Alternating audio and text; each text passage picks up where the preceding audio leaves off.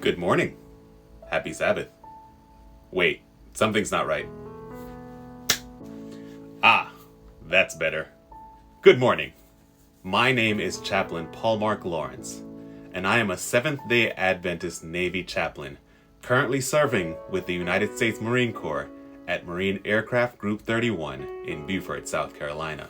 Now, the last time I was with you, I had an awesome time telling the children's story, and it was a wonderful time getting to fellowship with you through video because I couldn't be there in person. Now, Pastor Willie invited me back this time to share a little bit more about what I do and how it is that we as a church can work together to support our men and women in uniform. Now, the first question Pastor Willie had for me is, how did I end up as a Navy chaplain? And it's an interesting question because, we were there at undergrad together at Andrews University. And I even remember going to Zimbabwe with him and preaching for 2.5 weeks. I've got to tell you that story one time. But how I ended up as a Navy chaplain? Well, it all started when I was younger and felt impressed by God to come into the ministry.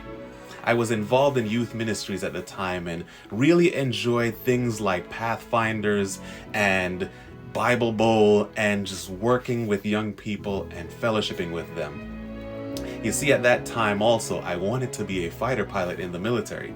But feeling the call of God upon my life, I thought, well, I can't do both, so I'm going to put my military dreams behind me and focus on following God's call. So to seek God's calling on my life, I went to Andrews University, where I met Pastor Willie in undergrad. I also heard God knocking on the door of my heart to consider military chaplaincy at that time. In fact, why not? It was ministering to young people between the ages of 18 and 25. It was exactly what I felt like God was calling me to do, except at the time, I thought I was just being selfish and wanting to get as close to being a fighter pilot as possible. So even though God was tugging at my heartstrings, I said, no, let me focus on ministry in the church setting and not so much in the military setting. But because God is persistent in His love for us and His desire for us to do His will, His awesome and perfect will, He extended that call to me again while I was in seminary. And this time I said, willingly and gladly, yes, Lord, I will follow what you're asking me to do. I will seek to become a military chaplain. Now, the story only begins there. You see, I had to learn that all chaplains are pastors, but not all pastors are chaplains. So even though I knew that God was calling me to ministry as a military chaplain, I still needed to learn and to develop my skills and my calling as a pastor. And while I studied and learned to be a pastor, I also had the opportunity and the privilege to join the Navy as a chaplain candidate. Now, what a chaplain candidate is someone that is trying out Navy chaplaincy to see if it's a good fit. So while I was a student in seminary, I was able to do training during certain breaks where I was able to put on the uniform and rub shoulders with military men and women to see if this lifestyle, this calling was a good fit for me and if I was a good fit for the Navy. I continued in the chaplain candidate program for the duration of my time as a student in seminary and up to 2 years afterwards while I pastored at the All Nations Seventh-day Adventist Church in Berrien Springs, Michigan. Now after that, I heard God say, it's time. It's time to do what I've called you to do. So I left pastoring in Berrien Springs, Michigan and came on to the Navy active duty as a chaplain, full-time, ready to serve Marines and sailors as their pastor in uniform. And today, as of November 7th, 2020, I've been part of this awesome journey and ministry for 5 years. And it's been a wonderful ride. God has been doing so many awesome and amazing things through me and with me that I can't wait to tell you about what he's been doing just a little bit in my life. Now that leads me to Pastor Willie's second question that he asked me to share with you today. And that question is this: how do I take care of Marines and sailors and men and women serving in the Coast Guard? How do I, as a chaplain, help them and minister to them while wearing this uniform? Now, our chaplain corps says that there are 4 things that we should be able to do in order to professionally minister to Marines and sailors and Coast Guardsmen. And that is, we need to be able to provide religious services according to our faith. So I preach the Seventh-day Adventist message in uniform to Marines and sailors and Coast Guardsmen. The second thing the Navy says we need to do is to be able to facilitate for others who might have a different faith. So if somebody might be a Lutheran or a Catholic, I don't turn myself into a Lutheran for them, but I connect them with someone who is a religious ministry professional in their faith. So I will connect them with a Catholic priest or a Lutheran minister. The third thing the Navy says that I should be able to do is care for all. So when people come to me, regardless of their faith tradition, or if they say that they are not a person of faith at all, I am still responsible for providing care for them. And the fourth thing the Navy says that we should be able to do is to advise our commanding officer on issues of morale and well-being and morality. And so it is my responsibility to speak to those in command, in charge, and advise them on issues that affect their sailors, their Marines, and their Coast Guardsmen.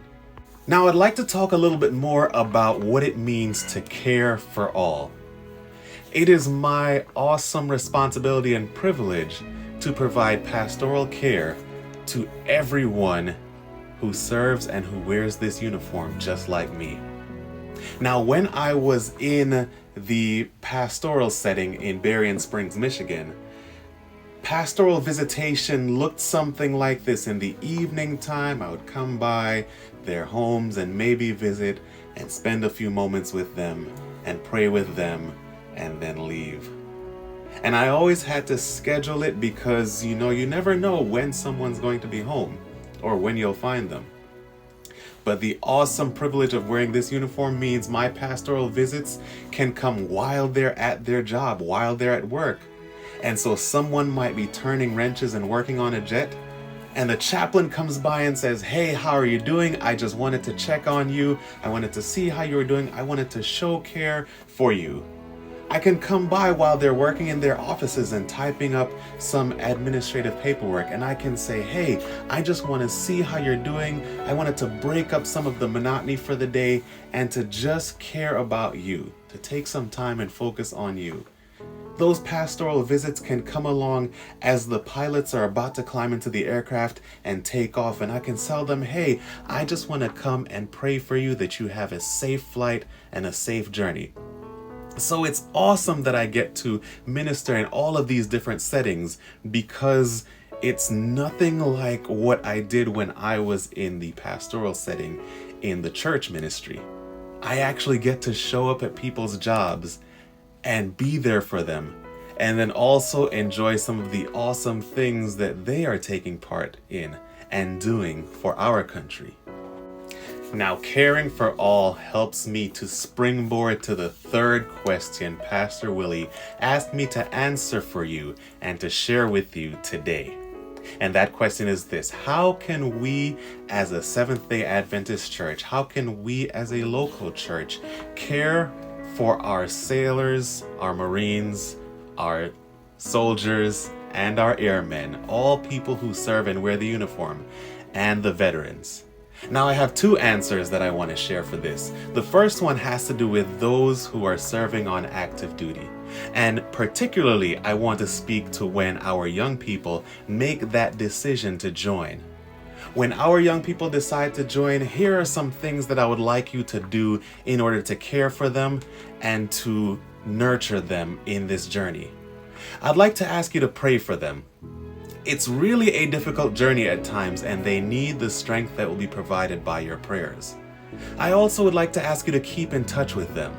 Ask their families for their phone numbers and call them when you can. Don't turn your back on them, but stay there as a support network for them that they can remember and feel the love and support of their church family. While they're going through boot camp and their initial training, you won't be able to talk to them on the phone, but get their address from their family members and write to them. Show them that that love is still there, that Jesus cares for them and he cares for them through you while they made this decision, this brave decision to serve their nation by wearing the uniform. Now, the second way I'd like to answer has to do with our veterans and those that have fought in wars past and defended the freedoms that we enjoy.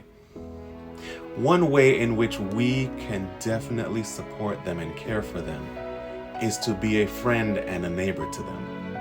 And I know that sounds like something simple, but too often many of our veterans are living lonely lives and they are going through enough emotional turmoil where they just need a friend and someone to support them.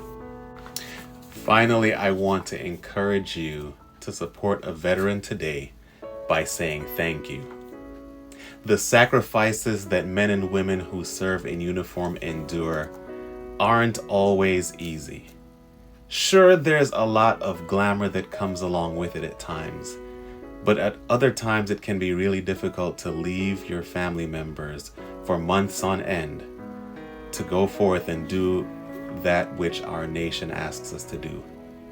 And sometimes, especially for older and more senior veterans, they have done so and come back to a nation that didn't always appreciate their sacrifice and what they did. And so one meaningful thing I can leave you with today is just like Jesus commended the leper that came back and said thank you for his gratitude, one thing we can do today for our veterans is express gratitude for what God called and inspired them to do in the service of their nation.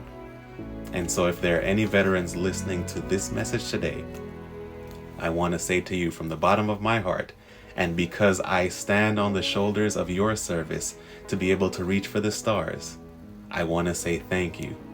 Thank you for what you have done, and thank you for allowing God to inspire and use you in the service of our nation.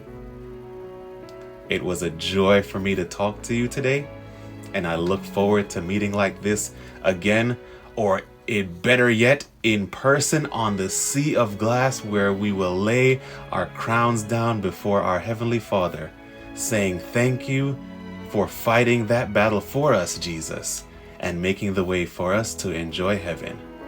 Until then, God bless and be faithful. Thank you so much for allowing me to share this time with you. Oops. Not again!